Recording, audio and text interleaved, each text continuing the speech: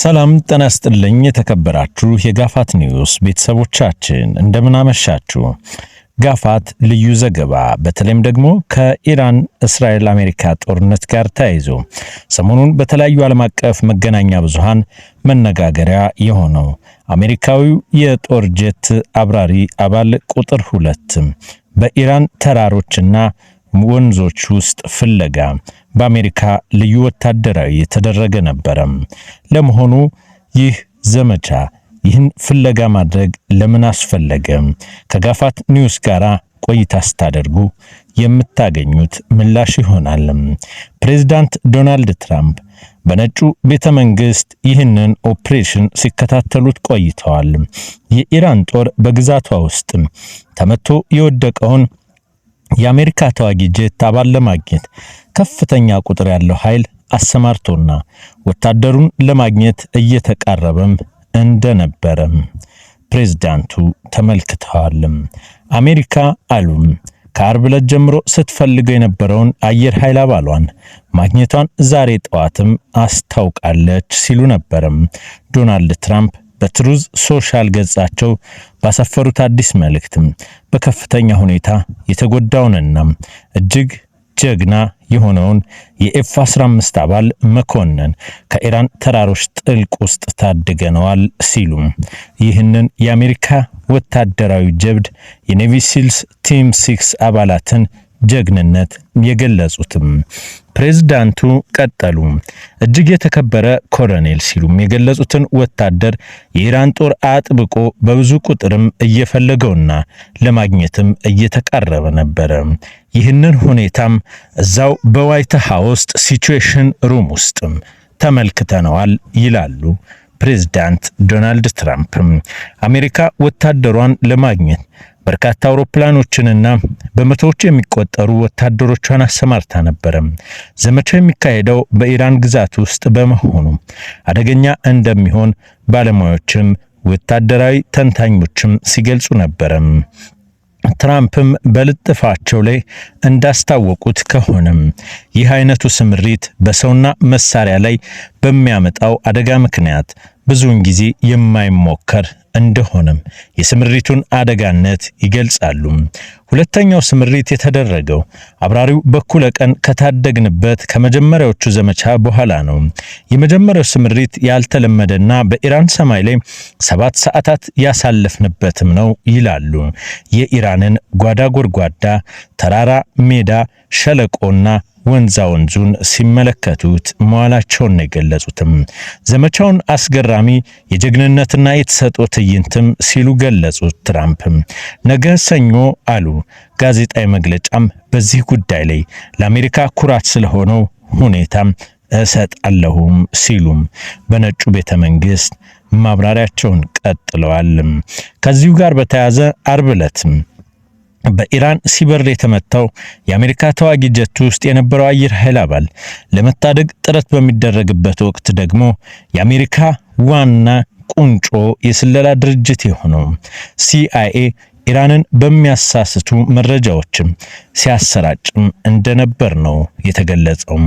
በአሜሪካ የቢቢሲ አጋር የሆነው የCBC ኒውስ ያወጣው ዘገባ እንደሚያሳየው በማደን ዘመቻው ውስጥ CIA ከፍተኛ ተሳትፎም አድርጓል።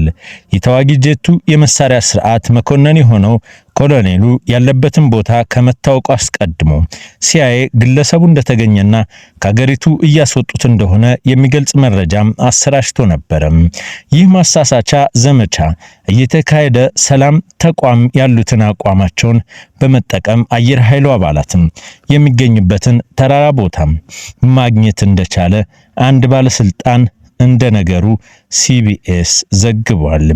ከዛም ይላል ተቋሙ የወታደሩን ትክክለኛ አድራሻ ለአሜሪካ መከላከያ ሚኒስትርና ለዋይት ሃውስ ሰጥቷልም ይላሉ። ይህ መረጃ የደረሳቸው ፕሬዝዳንት ዶናልድ ትራምፕ ወዲያውኑ የነፍስ አድን ዘመቻው እንዲጀመር ትዕዛዝ ሰጡ። ይህም ሲሆን CIA ከአብራሪው ጋር የተያያዙ የቀጥታ መረጃዎችን ሲያቀርብ ነበር።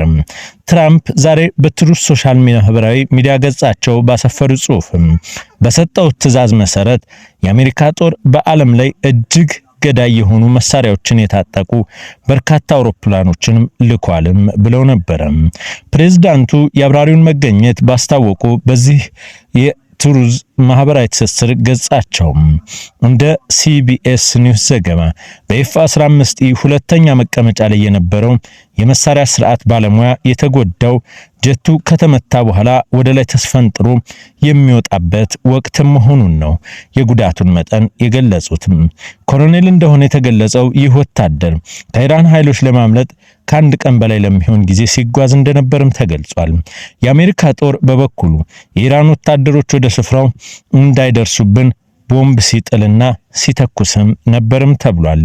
በማዳን ዘመቻው ወቅትም ጥቅም ላይ ከዋሉት 5 የአሜሪካ ትራንስፖርተር አውሮፕላኖች ውስጥ 2ቱ ከኢራን መውጣት እንዳልቻሉም ተዘግቧል።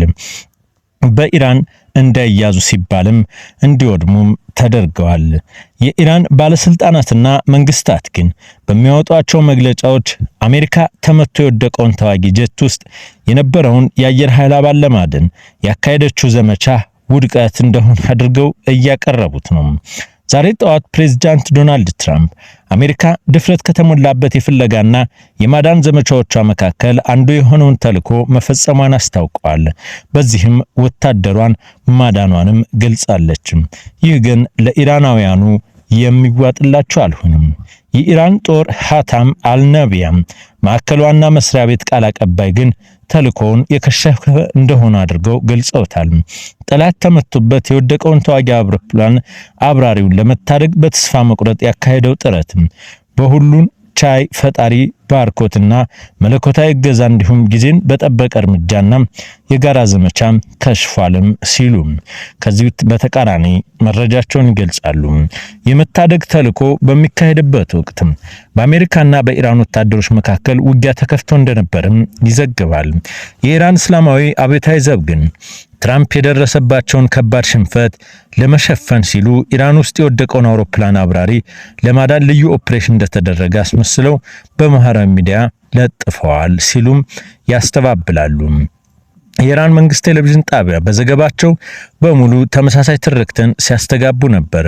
ሁኔታውም በአውሮፓውያኑ 1980 በማዕከላዊ ኢራን ታባስ ውስጥ አሜሪካዊ ታጋችን ለማዳን የተካሄደውን ከከሸፈው ኦፕሬሽን ኢግል ክላው ጋራም በማመሳሰል አቅርቦታል። አሜሪካ የአየር ኃይል አባል ለማዳን በተካሄደው ዘመቻ ውስጥ ተሳታፊ የነበሩ 2 የአሜሪካ ትራንስፖርተር አውሮፕላኖችን መውደማቸውን ኒውዮርክ ታይምስ ደግሞ የመረጃውን እውነተኛነት ያስረዳል። ጠፍቶ የነበረው አሜሪካዊ ከኢራን ለማስወጣት በመቶዎች የሚቆጠሩ የልዩ ኃይል አባላት ተሰማርተው ነበር ሲሆን ከኢራን ኃይሎች ጋር የተኩስ ልውውጥም ተደርጓል። ጋዜጣው አንድ የአሜሪካ ወታደራዊ ባለስልጣን ጠቅሶ እንደዘገበው ኮማንዶዎቹና ፓይለቱን ከኢራን ለማስወጣት የተሰማሩት ወታደራዊ ማጓጓዣ አውሮፕላኖች ኢራን ውስጥ ባሉበት ቀርተዋል ነው ያለው። ይህንን ተከትሎ ከተልዕኮ በኋላ የአሜሪካ ወታደሮች ከፓይለቱ ጋር በሌሎች 3 አውሮፕላኖች እንዲወጡ መደረጋቸውንና መንቀሳቀስ ያልቻሉትን የትራንስፖርት አውሮፕላኖችም ከኢራናውያን እጅ እንዳይገቡ በሚል አውድመዋቸዋል። የጠፋውን የአየር ኃይል አባል ለመታደግ የተንቀሳቀሱ የአሜሪካ ኃይሎች ነበሩበት በተባለው የኢራን አካባቢ በተፈጸሙ ጥቃቶችም 4 ንጹሃንም መገደላቸውን የአገሪቱ መንግስት መገናኛ ብዙሃን ዘግቧል። የኢራን እስላማዊ አብዮታዊ ዘብ በበኩሉም አሜሪካውን አብራሪ ሲፈልጉ የነበሩ ድሮኖችን መቶ መጣሉንም ያስታውቃል። ከአብዮታዊ ዘብ ጋር ግንኙነት ያለው ታስኒሚ የዜና ወኪል ሰዎች ስለመገደላቸው ዘገባ ያወጣው ፕሬዝዳንት ዶናልድ ትራምፕ አብራሪውን መታደግ መቻሉን ከማረጋገጣቸው አስቀድሞ ነው። በዘገባው ላይ የተሰጠውን የአካባቢ ባለስልጣን በተራራማው ኮህልጊዮን እና ቦዮር አህዳም ግዛት ውስጥ በተፈጸሙ ጥቃቶች ቢያንስ 3 ሰዎች ተገድለዋል። የግዛቱ ገዢ ለተፈጸመው ጥቃት ተጠያቂ ያደረጉት አሜሪካና እስራኤልን ነው። ከዚህ በኋላ በወጣው ዘገባ ላይ ደግሞ ምክትል ገዢው ፋታህ መሐመዲም የሟቾች ቁጥር ወደ 4 ከፍ ማለቱን ለመገናኛ ብዙሃን ተናግሯል። እነዚህ ጥቃቶች አሜሪካና ኢራን ውስጥ ተዋጊ ጀቶችን ሲያበር የተመታውን አብራሪውን ለመታደግ ካካሄደቻቸው ዘመቻ ጋር ይገናኝም እንደሆነ ግን አንዳንዶች ግልጽ አይደለም ይላሉ። ፕሬዝዳንት ትራምፕ አብራሪውን ለማዳን በርካታ አውሮፕላኖች ተሰማርተው እንደነበር ገልጸው የኢራን አብዮታዊ ዘብ ፍለጋ ላይ የነበሩ አሜሪካ ድሮኖች መጥቶ መጣሉን ከዘገለጸ በኋላ የመገናኛ ብዙሃኑም ይህንን እውነታ የተለያዩ ቪዲዮዎችን በመግለጽ ሲያስረዱ ቆይተዋል። ከፊል ይፋዊ የሆነ የፋርስ ዜና ወኪል እንደዘገበው በኢራን ደቡባዊ ኢስፋሃን ግዛት ውስጥ የአሜሪካን ድሮንም ተከስክሷል የሚልም የተለያዩ ፎቶግራፎችንና ተንቀሳቃሽ ምስሎችን አሳይቷል። ውድ የጋፋት ኒውስ ልዩ ዘገባ ተከታታዮቻችን በተለያዩ ዓለም አቀፋዊ ሁነቶች ውስጥ እንደነዚህ አይነት እጅግ አሳሳቢና የሁሉንም የመገናኛ ብዙሃን የሳቡ ጉዳዮችን ወደ እናንተ የምናጋራ ይሆናል። ስላዳመጣችሁን እናመሰግናለን።